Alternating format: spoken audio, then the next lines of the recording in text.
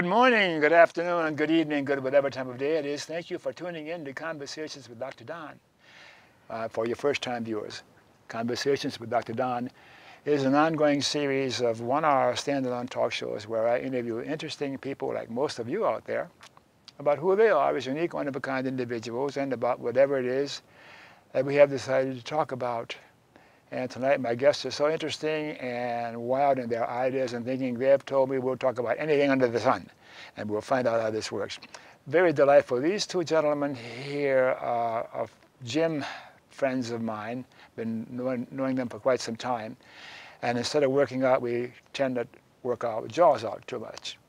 And to my right here is George Johnson. That's correct. And here is Jack Grelly. Grelly, yes. Grelly.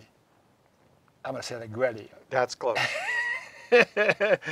And I think we're going to need 3 hours instead of 1 hour for this show because when these guys get going, we don't get any workouts done. So how are you feeling right now? Feeling great.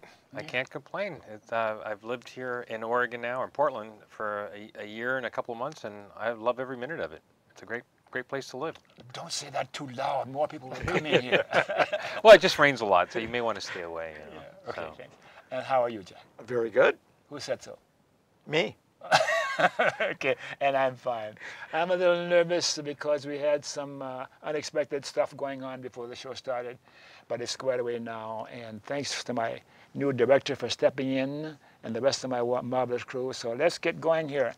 The first half of the show is the bio segment, and I will start with Jack. Oh, that's dangerous.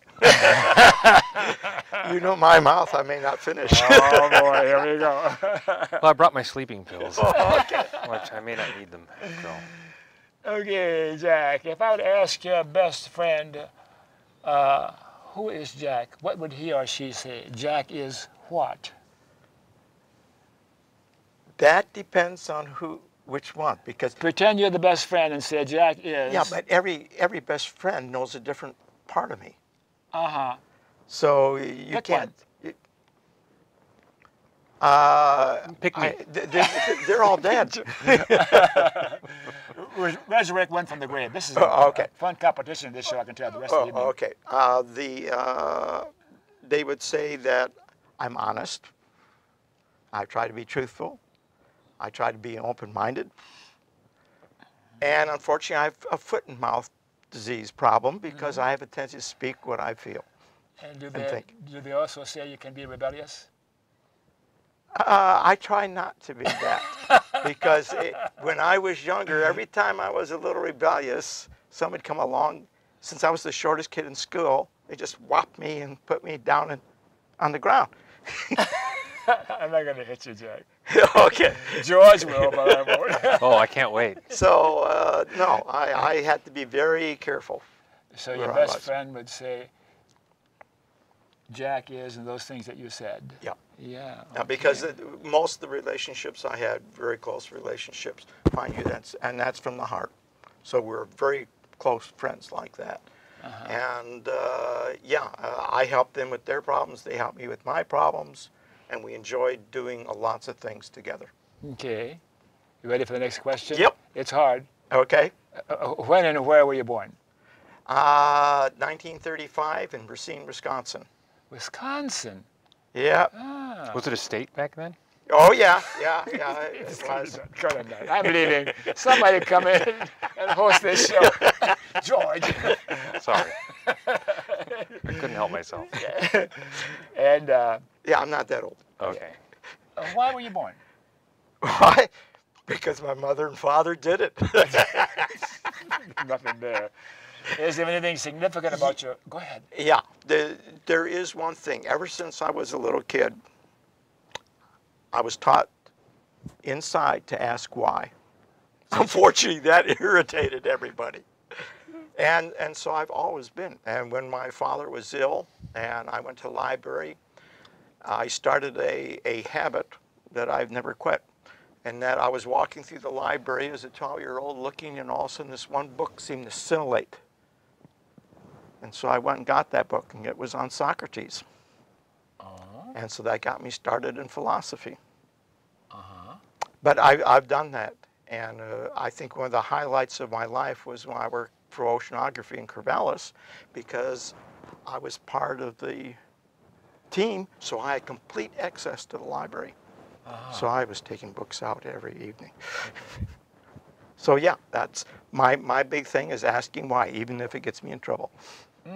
So is that why you were born, to ask why? I guess so. That was my destiny. More important than anything else I've done. The art and the technician work, the engineering work, the optics, mechanical or whatever.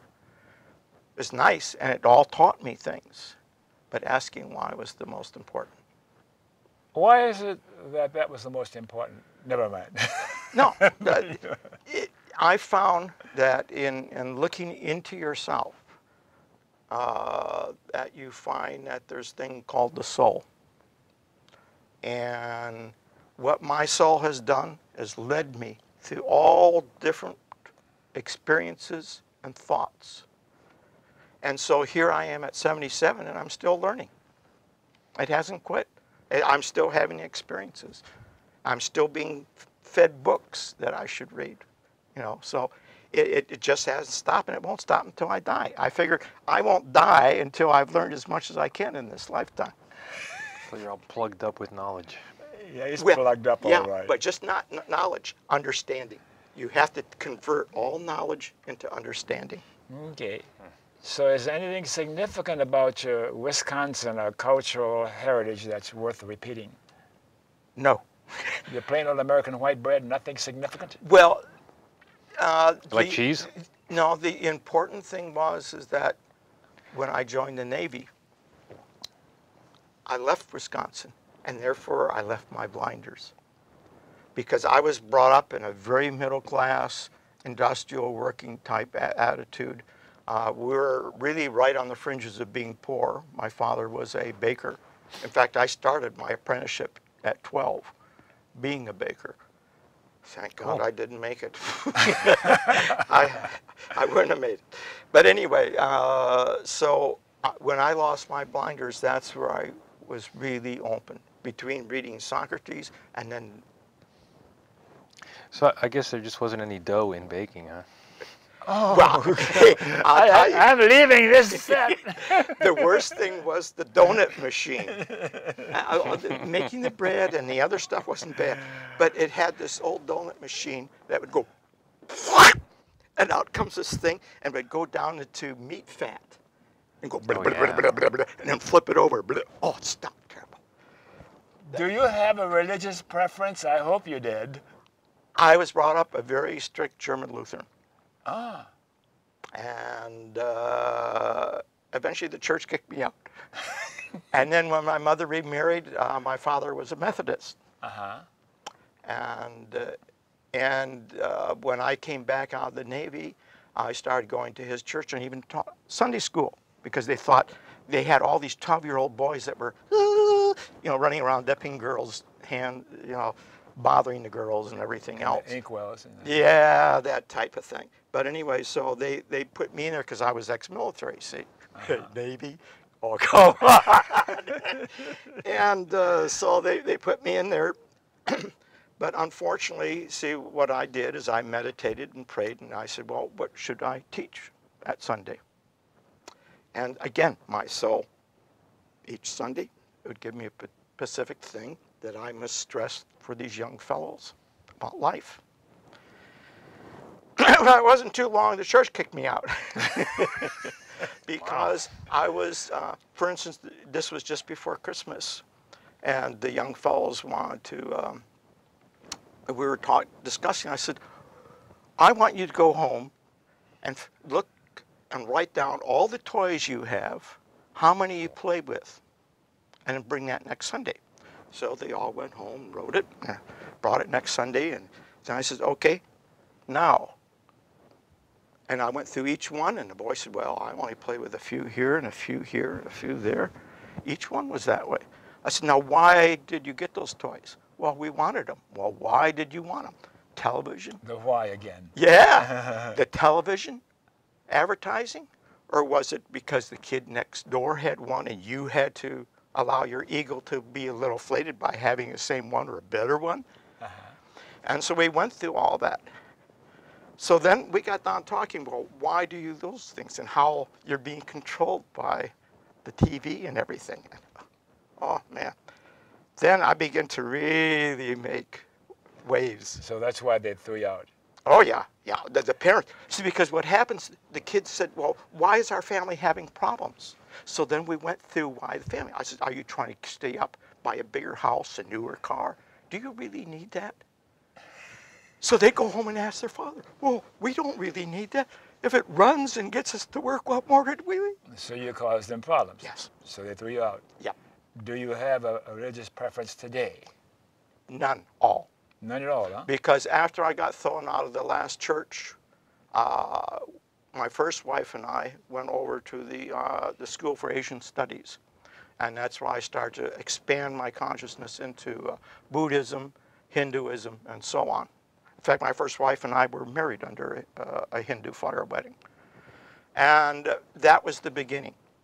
Just like the philosophy and the psychology, when I got hooked on Jungian, that everything started to keep expanding more and more. And so I had nothing that I felt where I had to do this. Then I found here, this is what I have to follow, and that's the way I have to go. So you're talking about your education beyond formal education. Tell me a little about your formal education. Basically, I only had 1 year of college before I went in the service, and it was in pre-engineering. But you have to realize that there's this thing of looking at books, that ever since I was 12 years old, I was reading philosophy and psychology. And at one time, I used to have the complete works of Jung. And I had a lot of the philosophy books that I got rid of because Jung seemed to fit better. Where did that kind of curiosity come from? Any idea? The same place the why comes from. It comes from your soul. How about brothers and sisters in your family? Any of them like you? No. In fact, several of them resent me. I'm very disturbing, particularly the ones that are very Christian. How about mom and dad? Where'd you get your personality from? Your mom or your dad or what? That was a big problem because my mother was German, and she was brought up in a very strict, let's see what, Missouri Synagogue German, which was you don't dance, you don't sing, you only have sex when you want children, you don't do it for pleasure, and on and on and on. My father was Danish, but his parents came over here as, what do you call them, that convert Christians. They were more the... missionaries? Or? Yeah, they wanted to be missionaries, Lutheran missionaries for Denmark. And they wanted to come over here and save the primitives. Well, all the other religions already were working on the Native Americans, so they didn't have any place to go. So my understanding is they decided what they'll do is they left their children at an orphanage, my father and his sister and his brother, at an orphanage in just out of Racine, and they went off to Africa. Really? Yes. And so here you have these two completely different views. And my father would have been an artist. He was in art school. And then this was when the Depression hit, he had to do something. That's when he ended up becoming a Danish baker and learning the trade. And but my mother's side of the family did not believe in artists. They were bums. That wasn't honest work. They were bums.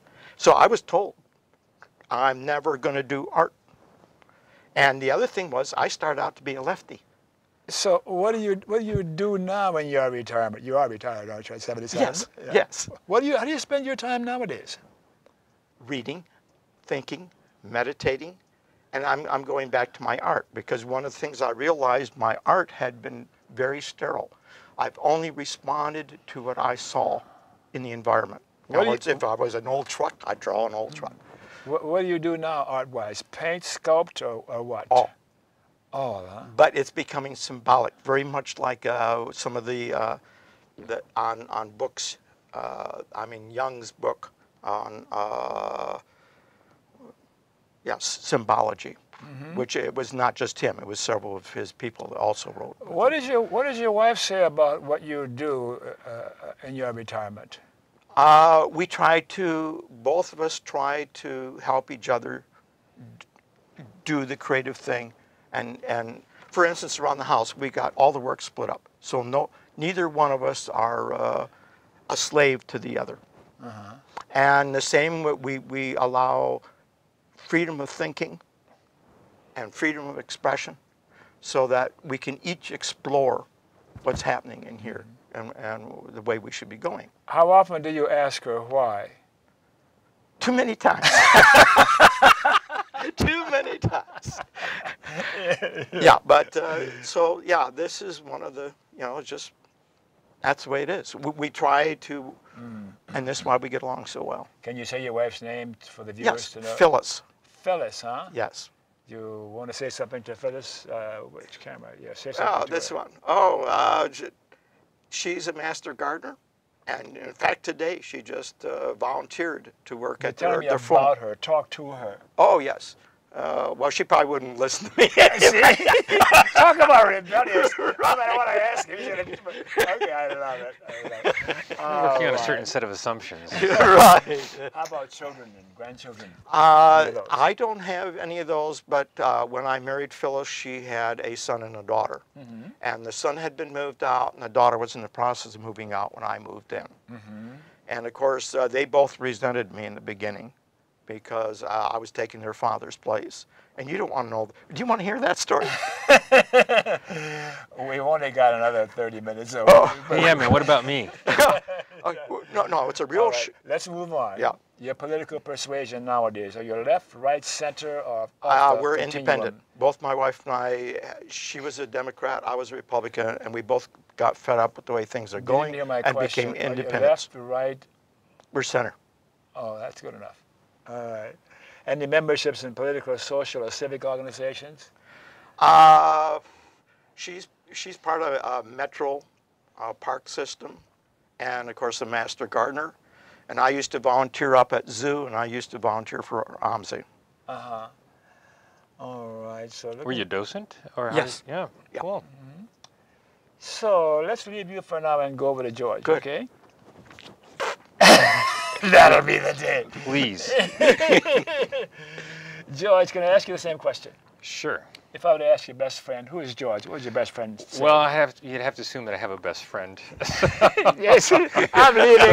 So I guess I'm my best friend. I would say that I'm obnoxious. I'm opinionated. I'm musically talented. I do pretty well in art and most things. So I'm just kind of an all-around guy. I consider myself a bon vivant man about town. So that's what you think of yourself, but I want to know. Yeah, and this is what my would your best friend say? imaginary best Your friend. best friend would say. Your imaginary best friend would say, George is. George is Yes. A total pain. I know. Yeah, I'm a wise. He's a wise ass. He's a wise ass. Yeah, not a very serious person. So that's probably how somebody would describe me. All right. And when and where were you born? I was born in Colombia, South America, back in 1955. Yes, my parents were both. My dad was of Russian extraction. His last name, with a name like Johnson, you wonder how the hell does a Colombian dude get a name like Johnson was. It turns out my grandfather was from. My father's parents were both Russians of sorts. My grandmother technically was Ukrainian. Which they're really not Russians. They hate the Russians. And my grandfather was born in St. Petersburg, which is near. It's in the upper northwest, the Baltic area of Russia. Stalingrad, Stalingrad was actually down. Oh yes. Further down near the Volga and all that. But anyway, so what happened was during the Russian Revolution. As many people did, I guess his family, both of their families were fairly well off, so they moved the children to escape the onslaught of Bolshevism. So my grandfather's parents sent him to England, whereupon they changed his last name from Ivanov, which is basically son of John in Russian, to Johnson. So that's how I ended up with the last name Johnson. In the meantime, my grandmother emigrated from the Ukraine. They sent her to live with an aunt who was a PhD anthropologist that was doing work in Jerusalem or in the Palestine at the time. So my grandmother actually ended up living in the Palestine for 14 years, where she became a nurse, and during that time she learned to speak. She was a polyglot. She spoke, she spoke Spanish, she spoke French, English, Russian, and Arabic and Hebrew. Oh my God. She was a remarkable lady. She anyway, what happened was that my grandfather was sent. He got a degree in electrical engineering or mechanical engineering or something like that. I'm not quite sure. And the British government, he went to Oxford. The British government sent him to Sorbonne to get a master's degree there in electrical engineering or something like that. He went back to England, and then from what I understand, they sent him to the Palestine to work on some kind of public works thing there, because at that time that was a British colony. So in the meantime, my grandmother is there 14 years. I don't know how long my grandfather was there. They don't know each other at this point in time. They both get fed up with what's going on in the Middle East, so they hop on a ship independently and head on to Brazil. Well, they met like on a Wednesday and they were married like on a Friday. So the ship was then diverted from Brazil to Colombia due to some mechanical problem or something like that. So they got off the ship and said, well, what the hell, this is just as good a place as anywhere else. We don't speak the language, and everybody's short and brown, so we'll move here. So then they had two kids, my dad and my uncle. My uncle's name is Constantine, and my dad's name is Miguel. So Miguel Johnson is there's a boxer named Miguel Johnson, as a matter of fact. But anyway, they lived together, were married for a few years, and then they divorced. My grandfather went on to work for the Colombian government. He became a minister of something or other. I'm not sure. My godmother, who's Swedish, was born in Shanghai, China, and met my father in Barranquilla, Colombia. Sent me a newspaper article about my grandfather, that he had recently died. This was several years ago, and that he was a minister of something or other in Bogota. And he had a son, which would be a step uncle of mine, whose name is George Johnson, who's coincidentally a photographer in Paris, France. So anyway, let's stop for your heritage now, because I've got gets complicated. Some more questions here. Yes, it gets complicated. Let's talk about your cultural heritage and the religious preference. Is it fair to ask? No, you can ask, but I mean, I don't believe in anything. Did you ever have a religious preference? Well, my mom kind of forced us to go to, she was Roman Catholic. My grandmother was a devout Roman Catholic. Been there, done that. Yeah, I learned the entire Catholic Mass in Latin when I was 4 years old. My grandmother. In nomine Patri Filii et Spiritus Sanctum. Oh, yes, I know all that stuff. And so on. He doesn't know what we're talking about. Yeah, Pater Nostrum and all that shit. All that stuff. Wait a minute. Anyway, so. Comedy show. That's right. Sorry. Anyway, I do get carried away. I suffer from something called coprolalia, which is, speaking of, of crap. So anyway, especially when it comes to religion. So I was not ever a very religious person. How about your formal education? Tell us about that. Well, obviously, I took, like Jethro on the Beverly Hillbillies, it took me 12 years to get through elementary school. Not really, but I went to college. I went to college in Southern California. I was raised, I came to this country when I was 2 years old. So I don't know anything about Colombia or any of that, sure, that sort of thing. But I was raised in Southern California with that kind of Southern California, sensibility or mentality or whatever.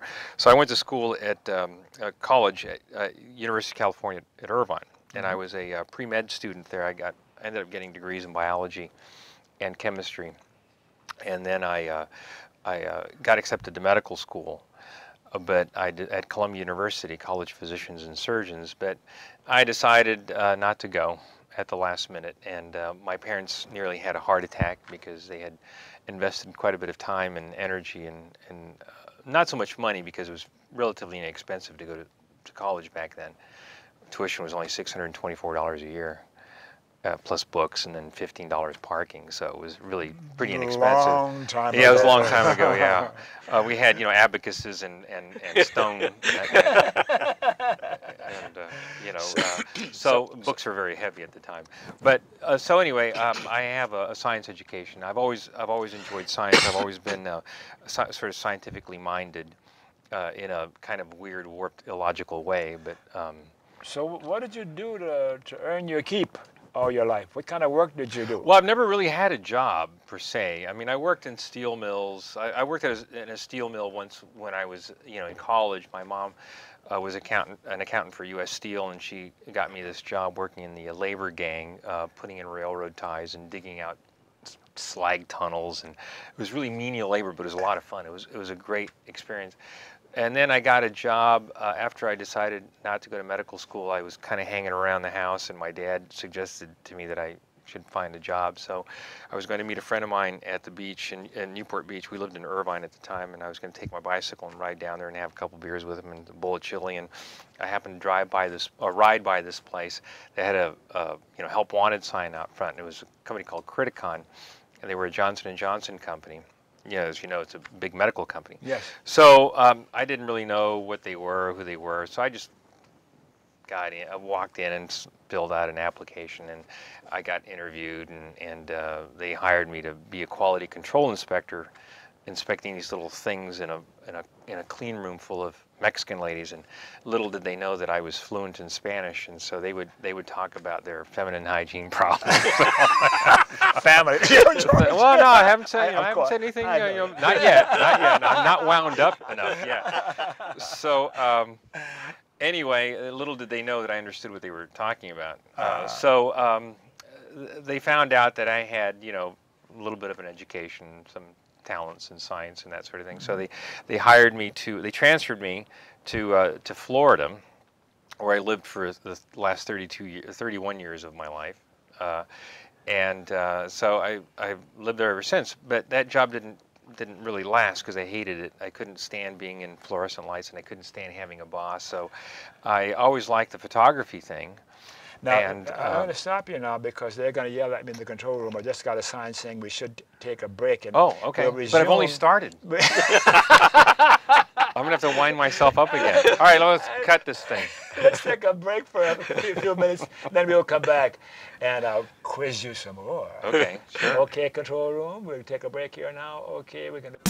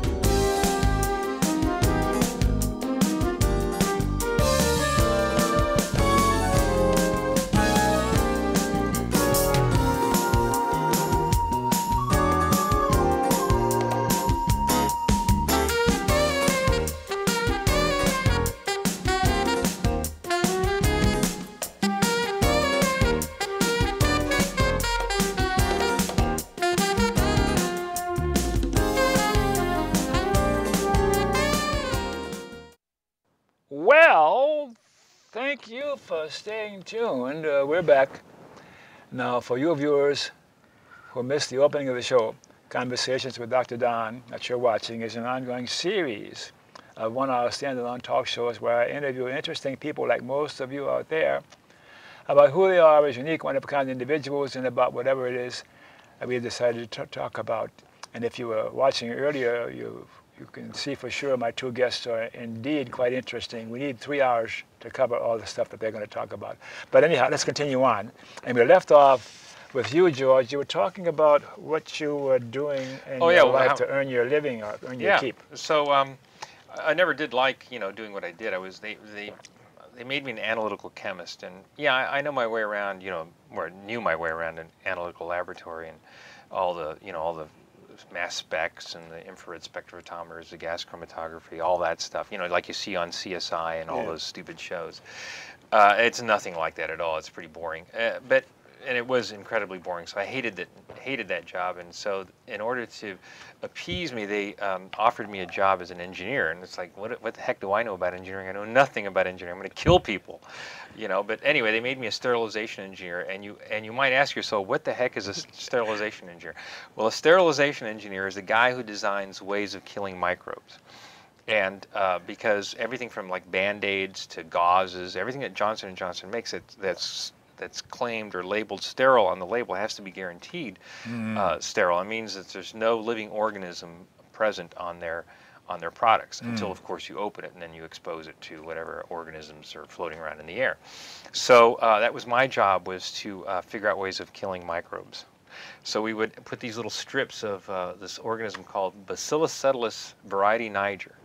And it was a strain of bacillus that was resistant to a gas called ethylene oxide gas. And ethylene oxide gas is used in everything from bombs to killing bugs. And there's a certain amount of, there's basically like a cookbook recipe on how to kill this resistant bug. So you put these samples throughout a big pallet of products, and then you sterilize them and you pull everything out, and you take the little samples and then you inoculate test tubes with them to see if anything grows. And if so that's the details of that particular job. Yeah. So anyway, I hated that. I mean, counting organisms. So what did you do after that? So after that, well, in the meantime, I got a gig taking photos for a company, and I had done this in college. I'd gotten in a little bit of trouble in college because I'd photographed a wet T-shirt contest. I became the photo editor. Wet T-shirt? It's the family show. Yeah, well, I know. Well, hey, it's the way you expand your family by listening to scintillating conversation. But anyway, what happened was that we were sitting around, smoking pot, drinking beer, or whatever. Not that I would recommend this anyway. Don't try this at home, or it's dangerous. Unless you live in Washington. Anyway, so we were thinking, well, what can we write a story about? And one of the editors said, well, why don't we do something on what students can do after class? Because at that time, UC Irvine was a commuter campus. It was only 8,000 or 9,000 students. So my buddy Howard and I went to a place called the Handlebar Saloon, where they had this weekly wet T-shirt contest on Wednesdays. And so I took these really cool, very interesting photos, black and white photos of this wet T-shirt. And being the photo editor, I was pretty much given free hand as to where these photos would appear in the newspaper. So I put them on smack dab on the cover of this tabloid New University newspaper. So the women on campus, and I don't know why, got upset at this. And to this day, I still don't know why. So it's like, sometimes I lay awake at night wondering why they got upset. Why did George do that? Yeah, why did they get upset at me, of all people? Yeah. So I told you I was obnoxious. So anyway, they sent, well, there was a 8-watt radio station next door, and it went on the airwaves that we had done this, and these women were protesting. So the local NBC, ABC, and CBS affiliates got a hold of this news. Big time. Yeah, and they sent crews out and they interviewed us and all that stuff, right? So I got to be on TV. I got as Andy Warhol, whom I happened to have met too at a party we hosted for him. Anyway. I got my 15 minutes of fame, or about that time, about 7.5 minutes of fame. And then the things died down, and a couple weeks later, the woman that won the contest, turns out her brother-in-law went to school there, ratted her out. She came storming into the offices threatening to sue us. Well, the news went out again on the radio station. This time we get a call from Playboy magazine in Chicago saying that if you guys need any legal help, we'll give it to you for free. It's like, wow, this is amazing. Freedom of speech. Yeah, freedom of speech, yeah. So anyway, then I got on the news again, and then I get a call out of the blue from Larry Flint at Hustler magazine. Really? Oh, Yes. you name dropper. I know. Yeah. Yeah. So anyway, I want to hear that part. I got a call from Larry Flint, and he says, I'll, we'd like. I think what you guys are doing is great. There's a magazine out here on the West Coast that I didn't know about. Honestly, I didn't know about. It's called Screw West of some kind of. You remember that? Really? Oh, yeah. I don't even remember it. But anyway, so he said, I'd like to publish some of your photos in Screw West. I said, yeah, sure, Larry. How much, and how much you going to pay me for them? Because even then I was thinking about, this is a commercial venture. Mm-hmm. And he said, I don't know, something like $800 or something like that. At the time, I was making $40 a month as a stipend from the university, and I still had 4 or 5 years school left ahead of me. So I pondered that. I thought, you know what? I'm sitting here smoking pot, drinking beer with my friends. I'm making $800. All I had to do is point my camera in the right direction at the right time and snap this photo. And you know what? I think I'm going to pursue this photography stuff. So that's kind of when I decided that medical school wasn't right for me. So anyway, this always kind of festered in the back of my mind. And so when the time came, to quit my job at J&J, I just basically walked off the job. I said, look, I'm not going to do this anymore. I hate this job. My boss wanted me to, give him a 2-week notice. I said, no, I'll give you a week. So we went out for beers that afternoon. A week later, I was out of there, and I started doing my photography thing. And how long ago was that? Oh, that was about 27 years ago or something. And you've been doing it ever since? Ever since. Oh, my God. So I've traveled the world as a result of it. I've been to all kinds of places. I've been all over Asia. I travel the United States extensively, shooting annual reports and portraits of people. I shoot product photography here in Beaverton. So yeah, it's been great. I've taught courses, seminars, of photography throughout Asia. Yeah, I was famous in Japan. Really? Well, that's what everybody says I was famous in Japan. But I really was famous in Japan. So yeah, I was, like I said, always. Well, I haven't said it, but I'll say it now. I've always been in the right place at the right time. And one of the things that put me in the right place at the right time was that I was using Kodak film a long time ago, and it was okay. And this Fuji film came on the market, and I thought, well, I'll use that. And I shot it, and I didn't like it. It was a pretty ugly film. The colors were terrible and everything, but I thought it had potential. So I went to a photo show in Las Vegas, and I spoke to a couple of people there and got nowhere with them. And I ended up speaking to this Japanese guy, a fellow by the name of Kenji Yokoo. And Kenji and I became very good friends subsequently. But anyway, he was the co-inventor of this film. And I told him what I thought was wrong with the film. And so he said, "Do you think so?" I said, "Yeah, I honestly think that you guys have a good product here, but it could be made better if you change the color formulation."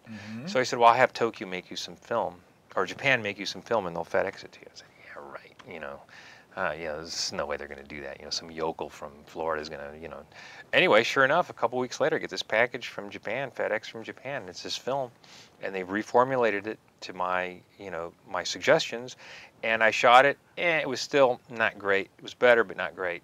So this went on for 2 or 3 times, and it turned out they made a fantastic product. So they asked me if I wouldn't mind testing all of their professional films before they came into this country. So I became like their beta test site for their professional films, and then all the amateur films and everything were adjusted accordingly. And it turns out there's a cultural bias from how we perceive color or how we interpret color and the way the Japanese do. They don't mind green shading in their or green tint in their somewhat film. what he's talking about. Yes. But Americans don't like that sort of thing.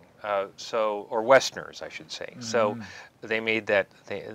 To them, it was a great leap to make that cultural change, and the Japanese are very willing to do that sort of thing. And that's why I like working with them, and I liked working with Fuji. Anyway, subsequently, they asked me if I wouldn't mind teaching some photo courses in Asia, because their distributor in Asia wanted an American photographer to come out there. So I said, yeah, sure, what the heck.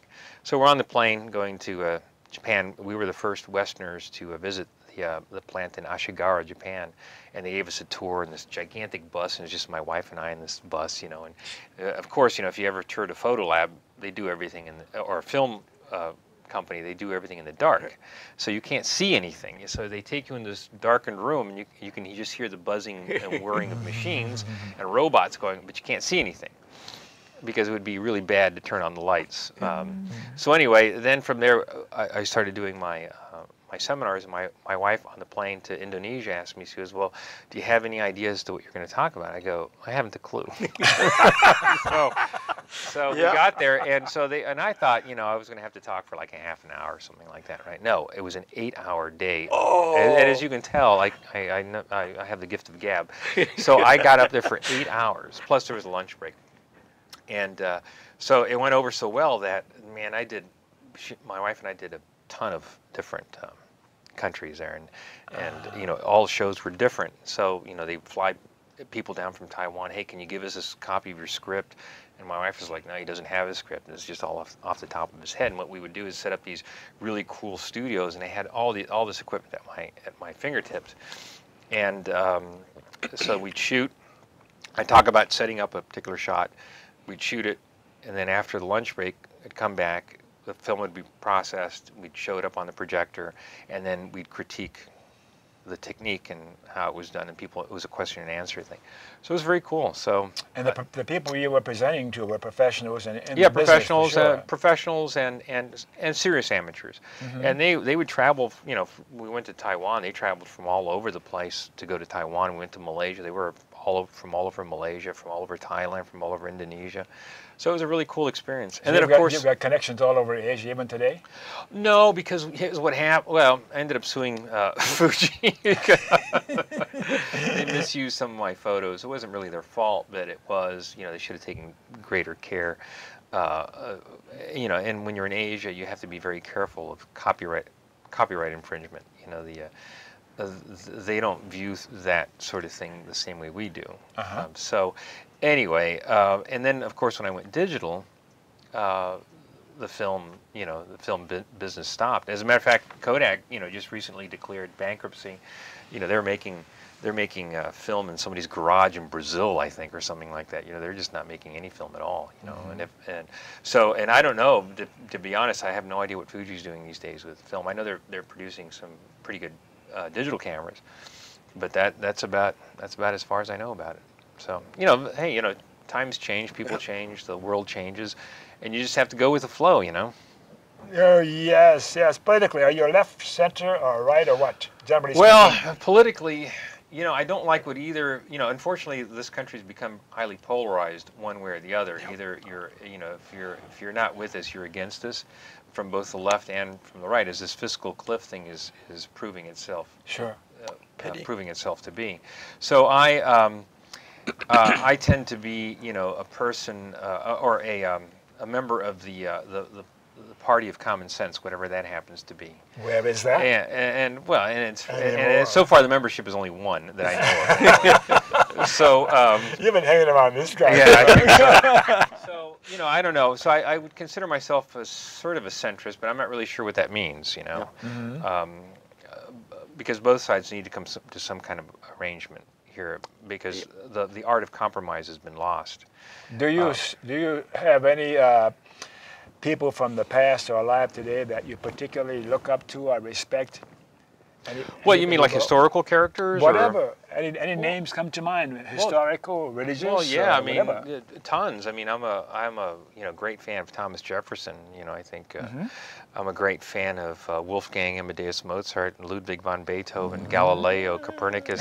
Yeah. I mean, I how about Jack? Do you admire Jack? Oh, of course. Yeah. I have. He has all the friends money can buy. So hey. Yeah. I didn't ask you, Jack. Yeah. Let me ask you that question. Any names coming to mind of figures from the past or alive today that you particularly looked up to or admire? Let's put it this way. You mentioned Jung. Yes. Okay. There are many philosophers, psychologists, Freud even. My first wife was a master's degree in Freud. And so... Wow, that was a waste. Don't tell her. We're going to the editing suite. That's it. Anyway, but the thing is that all through my life, my soul has had me meet people. And I've had many people that were older than I, who are more knowledgeable and wiser, effectively put their hand on my shoulder and say, Jack, do you want to know something? And they would fill me in because I was clueless. When I was young, I was very clueless. And so throughout my whole life, and some of these were PhDs with Nobel Prizes, engineers with 3 PhDs, mathematicians, you name it, all these people. I have met even floor sweepers that when on the side I was talking to them, found out they understood and were much wiser than I was, and I learned a lot from them. Sure. So it doesn't make any difference. I've been very fortunate that I have met many people and read many books, and of course a lot of the people in the books are dead. Any names come to mind for you? I say that because I've been doing this for so long, and I've got a list that's locked into my head. Jesus Christ, Mahatma Gandhi, Martin Luther King, those kinds of characters. All of them. See, that's the whole problem, is that my souls take me around. Plus, I've had people in engineering teach me engineering. I've had people in psychology teach me psychology, physiology, mathematics, chemistry. See, when I worked in oceanography, I had to interface with all these people, biologist, chemist, physical, you know, the whole works. And so you have to communicate, so you have to learn something. So I've had all these people input into me. And then there's something more than subjects or interests, specifically there's the human factor, what you call soul, or what you might call something else, where you and I, whatever we're talking about, there's still another process going on. I'm a clinical psychologist, as you know. But unless we address the title of the show a little bit, then we're going to be run out of town on a rail. Three old codgers from the gym. Nobody's mentioned anything about the gym. Why did you start going to the gym? I had a physical problem. Well, the first thing was I smashed my wrist. Cool. And that started. How did you do that? Well, I was putting roofing away. And I woke up on the concrete, and here was my hand sitting up here at 90 degrees. And I was feeling all my body and felt everything, but I couldn't feel anything. Oh, I looked over there, and well, that's not too good. It's interesting. It didn't pain. And so I got up and yanked it like that and straightened it out and went and got a towel and put it around it and then called my wife where she worked. She wasn't in there. And she came and got me and took me to the hospital.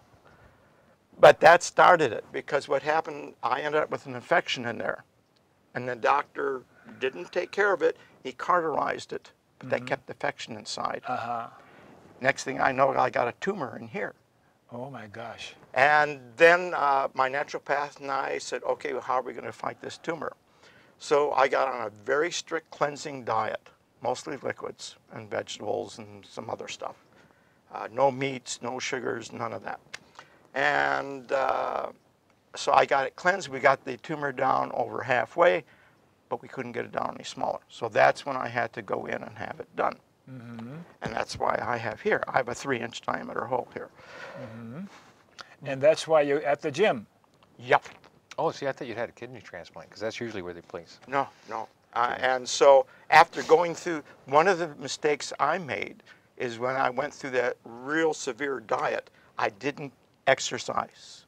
And that was a real mistake, because I lost all my muscle mass. That was, you know, a bummer. But anyway, my wife had been going to Nautilus Plus. So she got me. No commercial names. Okay. She got me to go to the gym. And that's what started it, to get myself back. And that's when I hired my first, what do you call him? Trainer? Trainer, yeah. Are you glad you're going to the gym? Oh, yes. Yep, I have to. Let's At my age, you have to keep it going or you lose You're it. just a kid. George, how come you're at the gym? Well, it's like everybody else, you know, it's like the search for the fountain of youth. You know, most people that go there, you know, it's like, oh yeah, I want to be young and When I find stay that young. I'm drowning in it. Yeah, so you know, maybe after a couple facelifts and all. No, actually, I went to the gym because I'd had 3 back surgeries. Yeah, well, you know, I'm a tall, skinny guy, so basically a vertical dachshund, you know. So the design of the spine is a millennia-old design that's not a very good design, and so I ended up with ruptured discs, herniated discs, and those were taken care of. But then the first 2 times, and then the third time, I just needed to have the whole lumbar area fused. So I was in agony and typical, pain, radiculopathy, and that's the pain going down the leg and all that. Yeah. So I decided to get that done. And it was not as easy as the previous 2 surgeries. The previous 2 surgeries were a breeze. I mean, basically, I'd go in the morning, they'd operate on me, and then that afternoon I was fine. I was walking around, and like nothing ever happened. As a matter of fact, my wife and I went dancing like a day and a half after my second. And I danced with all the ladies. We went to this black tie event in Orlando, Florida, and I ended up dancing with all the ladies at the table till about 1 o'clock in the morning. And then I went on. That's why you had the surgery. And then I went on a photo shoot. I went on a photo shoot 2 weeks after that, and carrying all these heavy bags and everything.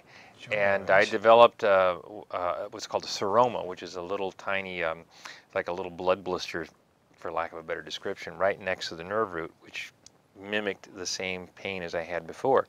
So I was down to my last dusty, linty little pain pill on the airplane, and I'd gone out to dinner with my client in Memphis just before I got on the plane, and I'd had a few beers and stuff to try to, to take the edge off the pain, and it was getting worse and worse. So finally on the plane I took this last pill, and I made it home, and then it just kept getting worse and worse and worse. And then my doctor, I went to see him, he just looked at me, he's a good friend of mine, and he just shook his head, and he shook his head, and he said a few expletives, and he said, you stupid SOB, and I can't believe you did this. So I said, okay, I know. He said, lie down for 2 weeks, I don't want you moving for 2 weeks, it'll go away. And it did go away, and I was fine. And then almost exactly a year later, I had to have the back fused. As a matter of fact, it was so bad that I went to a seminar, a computer thing, a web thing in San Diego. And I don't remember half of it, and I don't even remember buying the books that I bought because I was on so much pain medication. Percocet, oxycodone, and Jack Daniels were my favorite. It was a holy trinity. The holy trinity. At the same time. Oh yeah, that's the only way I could take the edge off. And I would literally get up in the mornings at 7:30 and walk around. We had a large 2-story house at the time, and I would walk around the bottom floor until 5:30 the next morning until I was totally exhausted, and then I would fall asleep. But every time the timer went off, it was for pain medications. I would, count the seconds down. I'd take my Percocet, oxycodone, and chase it with something, and then I would be fine. And so I figured I couldn't do this much longer, so I had it fused. And so that's when to answer your question, that's when I decided to get it done. And so that's why I went to the gym, because physical therapy I found was for wimps. And so I hired a personal trainer, and she was pretty good. And so I got back into it, and I was down to, I'm 6'2½", and I was down to 145 pounds, and now I'm 192 pounds. So I lost, like you, a considerable amount of muscle mass. So how long ago did you start back to the gym? I'd say maybe 3 or 4 years ago. So I started at the gym in Tampa, Florida.